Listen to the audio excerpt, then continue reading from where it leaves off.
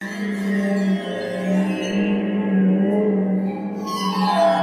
balik hijaunya perbukitan desa Jatirejo, tersembunyi kemiskinan yang tak kasat mata.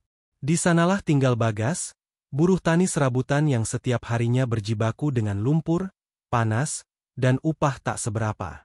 Di rumah kayu berlantai tanah itu, istrinya, Sari, tengah hamil besar. Perutnya membuncit, tapi dapur mereka mengepul hanya seminggu sekali. Malam itu hujan deras. Genteng bocor. Petir menyambar, dan suara ketukan terdengar dari pintu. Bagas membuka pintu dengan ragu. Di sana berdiri seorang lelaki tua berjubah hitam, wajahnya tak terlihat jelas. Tapi suaranya berat, dingin, dan menghipnotis. "Kamu capek hidup miskin, Bagas? Anakmu belum lahir, tapi kau sudah menyerah? Jika kau ingin jalan cepat, datang ke hutan Tirta Langit." Jumat malam. Sendiri. Jumat malam tiba. Bagas tak kuat melihat istrinya menangis karena lapar. Dengan hati gelisah, ia meninggalkan rumah tanpa berpamitan, membawa sebilah pisau kecil dan sebatang dupa, seperti yang diminta lelaki itu. Ia menembus gelapnya hutan alas Tirta Langit. Angin seperti berbicara. Akar pohon terasa seperti tangan-tangan yang mencoba menahan langkahnya. Di tengah hutan, ia tiba di sebuah batu besar berbentuk mata ular. Lelaki berjubah sudah menunggu. "Teteskan darahmu di sini, dan ucapkan permintaanmu. Tapi ingat, semua yang datang dengan mudah, akan dibayar mahal." Begitu darah Bagas menyentuh batu, kabut mengental. Suhu turun drastis. Dan dari balik pohon-pohon besar, sosok putih berkilau menjalar, tubuh ular sepanjang 7 meter, matanya merah menyala.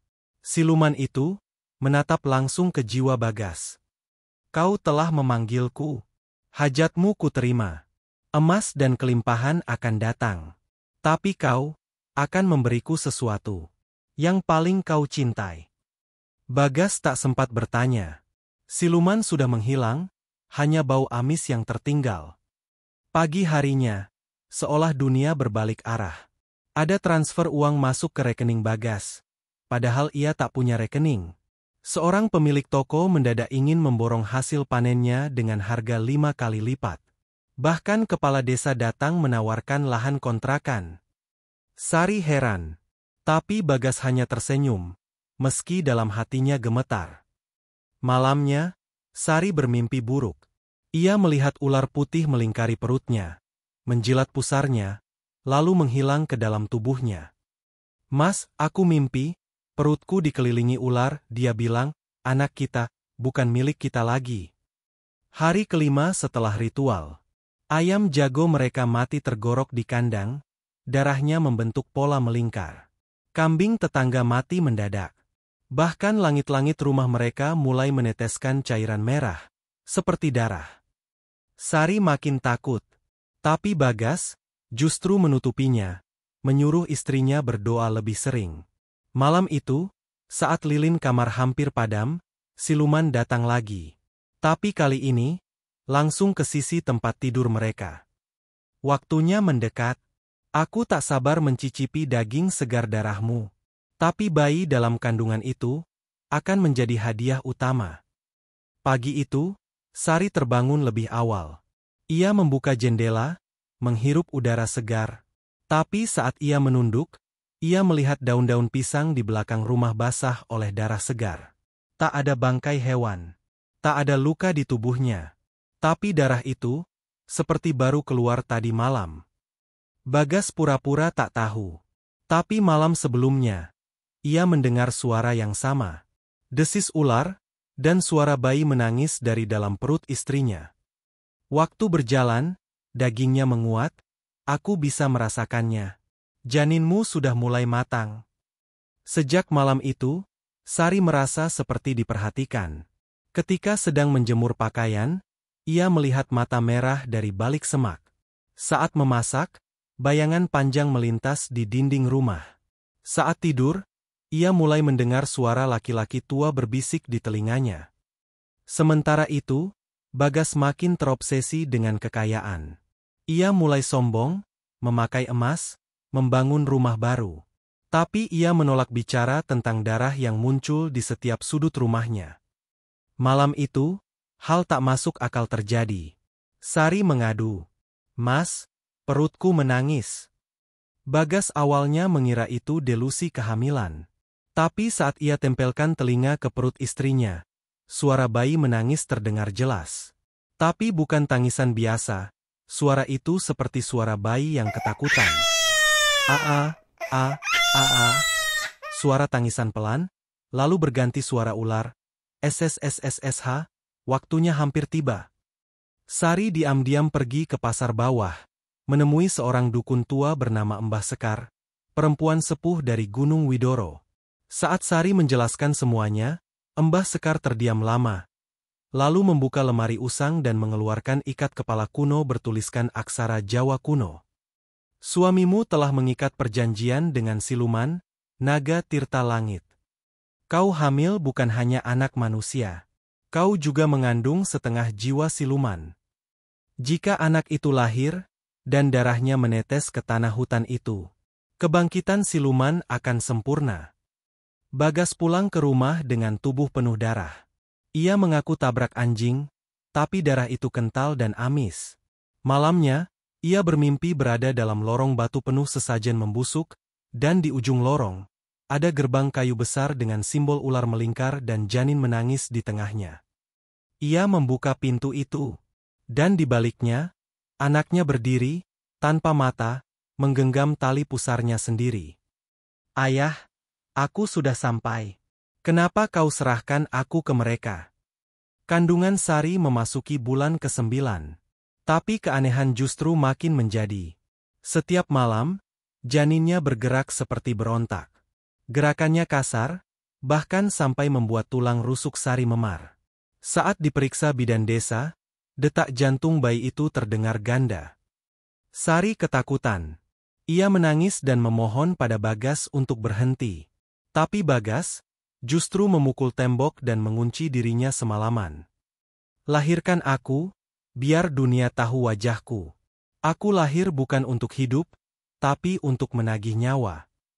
Suatu malam, Sari terbangun karena perutnya terasa pecah. Ia pikir sudah saatnya melahirkan.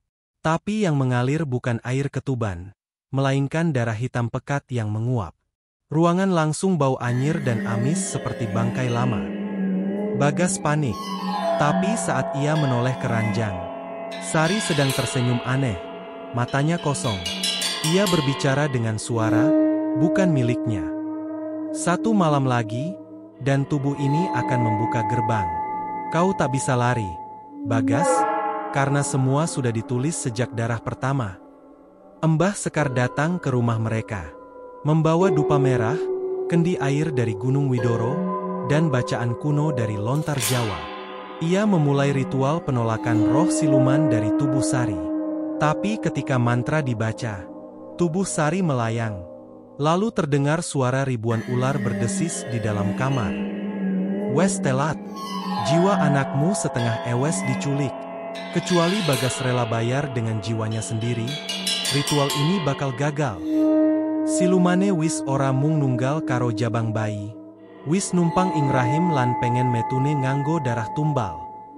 Malam itu, anak tetangga yang iseng memata-matai rumah Bagas, ditemukan mati dengan mulut penuh tanah.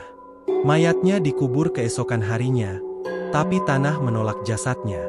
3 kali digali, 3 kali terdorong keluar. Warga mulai takut dan bergosip. Bagas menyimpan sesuatu yang bukan milik manusia. "Aku pernah dengar cerita pesugihan dari zaman Simbah. Kalau tanah menolak jasad, berarti ada yang udah numpang hidup dari alam bawah." Bagas mendatangi Mbah Sekar sendiri. Dengan tangan gemetar, ia meminta cara untuk menyelamatkan anak dan istrinya. Mbah Sekar memberikan pisau kecil berukir kepala ular dan sebotol darah domba putih. Tapi dengan satu syarat, Bagas harus menorehkan darahnya sendiri di batu pertama tempat ia melakukan perjanjian. Dan jika gagal, darah anaknya akan dikurung selamanya di rahim tirta langit. "Kau pikir kau bisa batalkan janji?" Aku sudah ada dalam darah keturunanmu.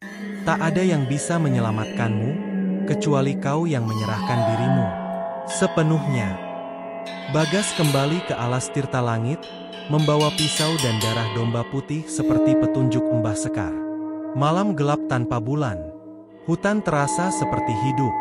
Di tengah ritual, ia menorehkan darahnya di batu pertama. Tapi tiba-tiba, tanah di sekitarnya terbelah. Dari dalam celah, muncul kabut tebal dan suara-suara orang menangis, seperti dari alam lain. Lepaskan kami, jangan tumbalkan anak lagi. Kami adalah yang dahulu, yang tertipu, seperti kau. Esok harinya, seluruh warga digegerkan oleh kuburan massal tua di pinggir desa, yang tiba-tiba terbuka sendiri. Peti-peti hancur dari dalam.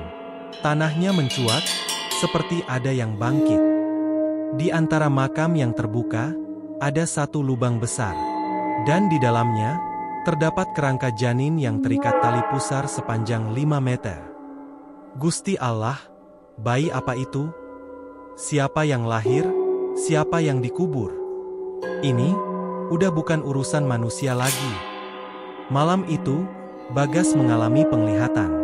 Ia berada dalam lorong masa lalu, dan melihat siluman ular putih dilahirkan dari rahim wanita manusia yang melakukan pesugihan puluhan tahun lalu. Anak itu tak mati. Ia tumbuh menjadi entitas yang haus darah keturunan. Setiap 33 tahun, ia harus masuk ke tubuh bayi baru, anak dari orang yang melakukan ritual pertama. Aku sudah menunggu, tubuh ini terlalu tua, bayimu akan jadi kulit baruku. Sari mengalami kontraksi mendadak. Tapi bukan ke rumah sakit, tubuhnya ditarik oleh kekuatan tak kasat mata, menuju hutan tirta langit. Bagas mengejar, tapi semua jalan desa berubah. Seperti memasuki dimensi lain. Ia tiba di tengah hutan. Di sana, Sari sedang melahirkan. Tapi api menyala di bawah tubuhnya, dan bayinya menangis dengan suara dua lapis. Suara manusia, dan suara siluman. His, ayah, lihat aku lahir. Tubuh ini akan jadi milikku sepenuhnya. Bagas hanya punya satu pilihan. Memotong tali pusar bayinya sendiri sebelum darah siluman masuk sempurna ke tubuh anaknya. Tapi kalau gagal, siluman akan hidup abadi lewat anaknya. Dan jika berhasil, darahnya sendiri yang akan jadi tumbal. Di tengah kobaran api dan jeritan Sari, Bagas mengangkat pisau pusaka. Potong, Bagas, potong dan tanggung jawabmu berakhir.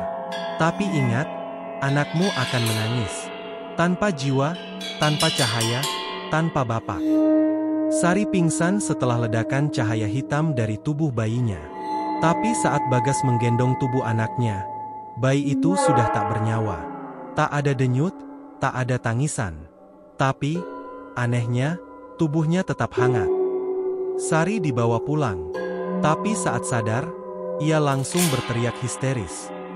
Itu bukan bayi kita, Mas. Aku tahu. Bayi kita udah diambil. Itu cuma tubuh kosong. Aku bisa ngerasa rahimku kosong, tapi jiwanya masih nempel. Di hutan itu, Mbah Sekar kembali datang. Kali ini membawa cermin tua dari zaman Mataram. Ia letakkan cermin itu di depan Sari. Dan ketika cahaya lilin menyala, bayangan dalam cermin bukan Sari, tapi bayi yang duduk di atas singgasana batu. Di sekeliling bayi itu, berjajar kepala manusia yang tersenyum kaku. Jiwane jabang bayi dicekel. Disimpen nang, alam anyar nggandul. Tempat siluman ngiket jiwa, ning ora ieso nguasai seutuhnya. Wong si bapak wis mecah ikatane separuh. Lewat cermin itu, Mbah Sekar melihat lebih jauh. Terungkap, Bagas bukan satu-satunya yang melakukan perjanjian. Leluhur Bagas, kakeknya sendiri, juga pernah melakukan pesugihan yang sama, tapi gagal menyelamatkan anaknya. Itulah kenapa siluman menagih kembali di generasi ini. Kutukan itu diturunkan. Aku tidak mati, hanya berpindah tubuh. Darah keluargamu adalah wadahku selama 3 generasi. Sekarang, biarkan aku hidup sempurna dalam cucumu." Bagas dan Sari mencoba mengubur anak mereka diam-diam di halaman rumah. Tapi keanehan terjadi, bayi itu tidak memiliki bayangan. Dan setiap malam, tanah kuburannya bergeser, seperti ada yang menggali dari dalam. Pada malam keempat, suara tangisan bayi terdengar lagi dari dalam rumah, padahal kuburan masih tertutup. Saat dini hari, Sari terbangun dan melihat bayi mereka duduk di tengah ruang tamu. Tapi saat ia mendekat, tubuh bayi itu perlahan memanjang. Dan dari punggungnya, tumbuh sisik putih, serta ekor panjang menjulur seperti ular. Sari menjerit. Bagas bangun dan segera membacakan mantra Embah Sekar. Tapi, siluman dalam tubuh bayi sudah separuh aktif. "Aku lapar. Biarkan aku tumbuh, atau aku akan makan ibumu lebih dulu." Ritual pemotongan tali pusar dan mantra pembatalan sudah dilakukan. Tapi siluman itu tidak hancur, hanya bersembunyi dalam tubuh anak mereka. Bagas dan Sari menyadari, selama anak itu hidup, siluman bisa kembali kapan saja. Embah Sekar berkata, siluman itu bukan untuk dimusnahkan, tapi untuk disegel ulang. "Kowe kudu bali nang alas tirta langit, lan enjuk, batu bungkam jiwa." Itulah satu-satunya benda yang bisa mengunci roh siluman untuk 1000 tahun ke depan. Bagas dan Sari kembali ke hutan larangan, menembus kabut yang lebih pekat dari sebelumnya. Mereka menemukan gua di balik akar pohon besar yang dulunya tertutup. Di dalamnya, tergeletak sebuah batu hitam berdenyut pelan, seolah hidup. Saat Bagas mendekat, ia melihat bayangan siluman menyeringai dari permukaan batu. "Kau pikir bisa mengurungku lagi? 1000 tahun lalu, nenek moyangmu gagal. Kini kau pun akan gagal." Saat mereka pulang, tubuh anak mereka mulai menunjukkan tanda aneh. Kulitnya mengering, bersisik, dan kadang berasap di malam hari. Anak itu tak menangis, tak lapar, hanya menatap langit, seolah menunggu sesuatu. Tengah malam, tubuhnya mengeluarkan api putih kecil dari matanya. "Ayah, Ibu, jangan bawa aku ke hutan lagi. Kalau kalian kunci aku akan bangkit dalam anakmu berikutnya." Bagas bingung. Jika ia menyegel anaknya, ia kehilangan satu-satunya darah daging. Jika tidak, siluman akan bangkit sempurna. Di tengah dilema itu, siluman datang dalam mimpi, menawarkan jalan kedua. "Tumbalkan satu anak manusia, dan biarkan aku keluar dari tubuh anakmu." Kini Bagas dihadapkan pada pilihan. Menumbalkan anak orang lain, atau menyegel anak kandungnya hidup-hidup. Pilih nyawa lain. Aku tak pilih-pilih, asal darahnya segar, dan tubuhnya belum ternoda. Akhirnya, Bagas memutuskan membawa anaknya kembali ke Gua Tirta Langit. Di sana, saat matahari hampir terbit, ia letakkan anaknya di atas batu bungkam jiwa. Batu itu menyala, mengisap cahaya dari tubuh bayi, perlahan. Dan anak itu menangis, untuk pertama kalinya sejak dilahirkan. Tangisan terakhirnya, memecah langit fajar. "Anakku, ampuni kami lebih memilih kehilanganmu, daripada membiarkanmu jadi rumah bagi iblis. Kami bukan orang tua terbaik, tapi kami juga bukan penjual jiwa." Setelah disegel, tangisan bayi tak terdengar lagi. Tapi malam-malam di rumah Bagas, terasa hampa. Sari menatap kosong dinding kamar, masih mendengar suara anaknya, di dalam kepalanya. Suara itu tak memohon, tapi menunggu. "Bu, nanti kalau aku bisa keluar, aku gak marah kok. Aku cuma pengen peluk ibu." Warga desa mulai mengalami mimpi yang sama. Seorang bayi menangis, berdiri di bawah pohon alas tirta langit, dan berkata, "Aku bukan anak mereka saja, aku anak desa ini." Sejak itu, beberapa bayi di desa mulai sakit aneh. Badannya panas, matanya merah, dan tak bisa tertidur saat malam. Kutukannya belum benar-benar hilang. Yen dijerungkoke, ora berarti hilang, bisa wae, lagi nyebar. Kuburan tempat batu bungkam jiwa disimpan, tiba-tiba bergetar setiap malam Jumat Kliwon. Kadang terdengar suara tangis pelan dari bawah tanah. Kadang, suara itu berubah jadi tawa kecil. Bagas dan Sari memilih pindah desa. Tapi saat truk mereka pergi, seekor ular putih kecil menyelinap masuk ke salah satu kardus. Bukan akhir, hanya waktu tidur, sampai aku dibangunkan lagi. Setelah pindah, Sari hamil lagi. Tapi kehamilan kali ini terasa sangat berbeda. Janin tenang, terlalu tenang. Tak ada gerakan, tak ada tendangan.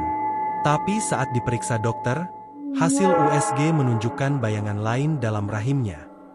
Sesuatu yang tidak menyerupai bayi. Bu, ini bukan bayangan normal. Ada sesuatu yang bergerak, bukan bagian tubuh bayi. Malam saat Sari hendak melahirkan anak keduanya, langit bergemuruh, walau tidak ada hujan. Listrik padam. Rumah baru mereka menjadi gelap. Dan dari kamar, terdengar tangisan bayi. Padahal belum lahir. Bagas lari ke kamar dan melihat bayi berwajah anak pertamanya. Tidur di atas ranjang. Menatapnya dengan satu kalimat. Kamu pikir kamu bisa menutup perjanjiannya? Pesugihan gak pernah lunas. Cuma ditunda, sampai darah terakhir jatuh.